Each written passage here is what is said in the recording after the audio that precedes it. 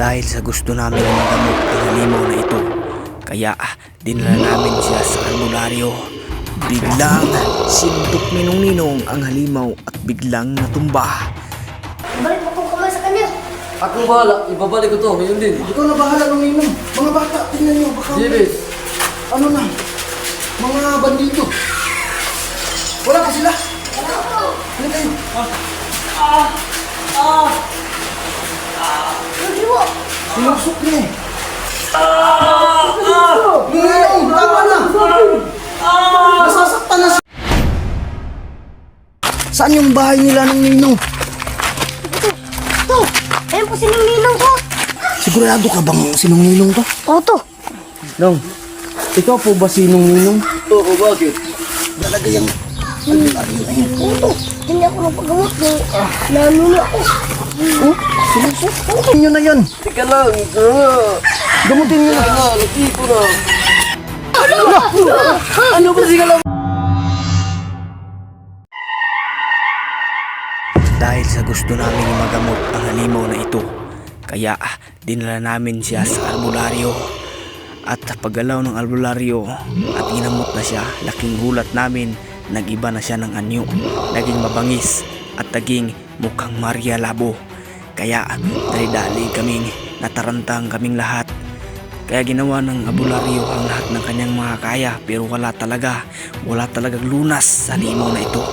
Kaya napag-isipan namin na pumasok na lang sa bahay nila ng albularyo at doon ituloy ang gamutan. Baka maabutan kami ng mga bandidong grupo o ng mga masasamang tao na humahabol sa amin. Kaya nang pumasok kami sa bahay ng isang albularyo, parang kakaiba na yata ang naramdaman namin.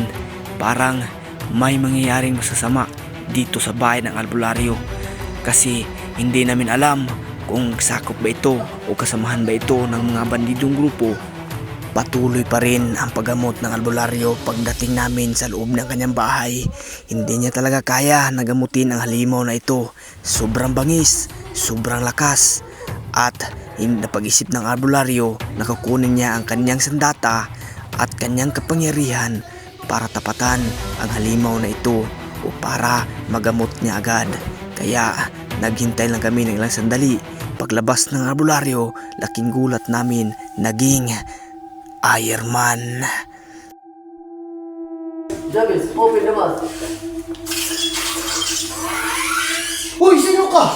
Ako, sinong Ninong, 2.5 version. Hala, sinong Ninong pala to?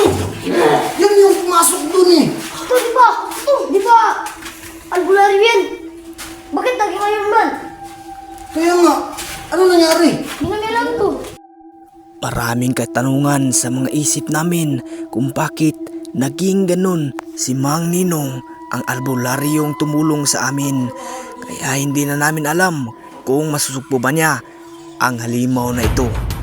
Biglang sintok ni Ninong ang halimaw at biglang natumba.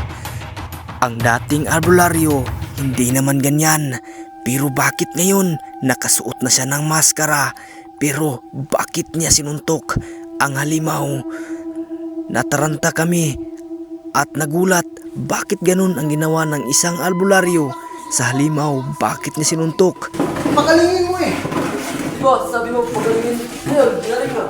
Ito kasi yung pambisang gamot ng mga halimaw, yung sapa ko. Anak ka, bakit sinapak niya? Nako, kasalanan mo to. Anong kasalanan ko to? Kasalanan nito kasi dinala niyo yan dito. Umalis na kayo, baka kayo na ang isusunod ko. Ano to?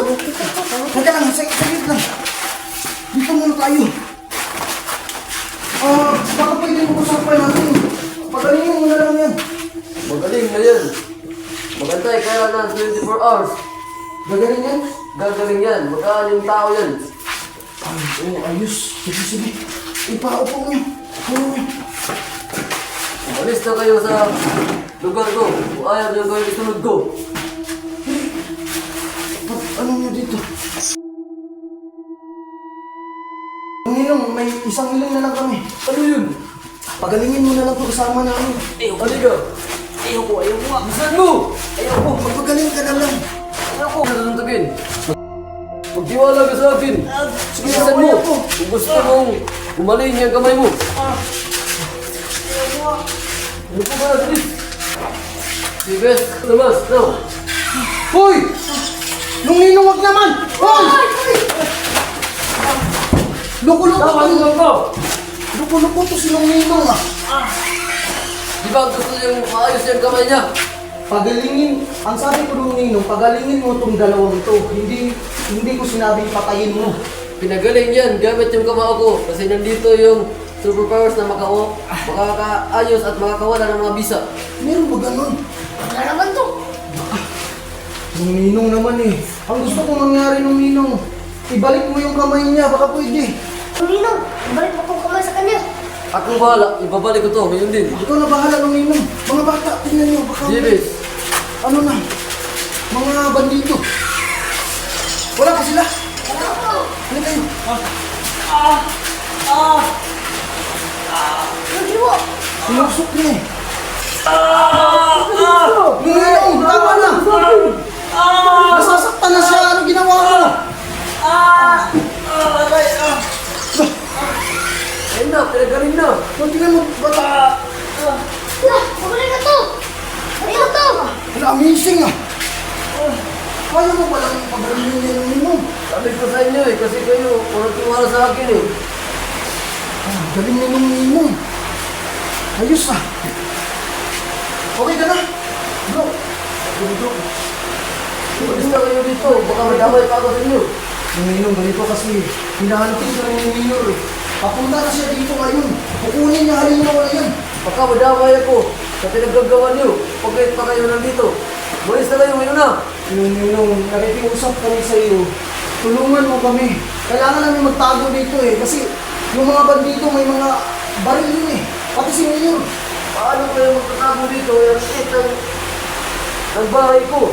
Malaki naman eh. Baka pwede dyan na lang kami sa kabilang kwarto. Huwag, baka madamay pa kami ng dalawang alagad ko. Ano, paano to? Bisa mo na to. Bakit? Baka dumating na sila. Naka, baka dumating na yung mga bandido nung Umalis Ninong. na kayo dito ngayon na, baka madamay kami. Ipapaalis tayo ng Ninong. Paano to? Umuulan pa. Oo. Baka dito. Ayun. Baka dito. Wala kami. Makabukas, aalis na lang kami. Paano kung madamay kami? Hindi naman eh. Oo, ulan. Bro, Sa ulan. tumayo ka nga bro. Okay ka na? Maraming salamat, Ninong. Magbigay ka sa akin mamaya ng pira sa altar. Ilagay mo dun. 10,000. Sige po. Sige po. Bago kayo umalis, sabihin niyo dito. Ilabas niyo muna yung halimaw ng dyan dito. Baka kami yung damay niyo dyan. Tulungan mo bro.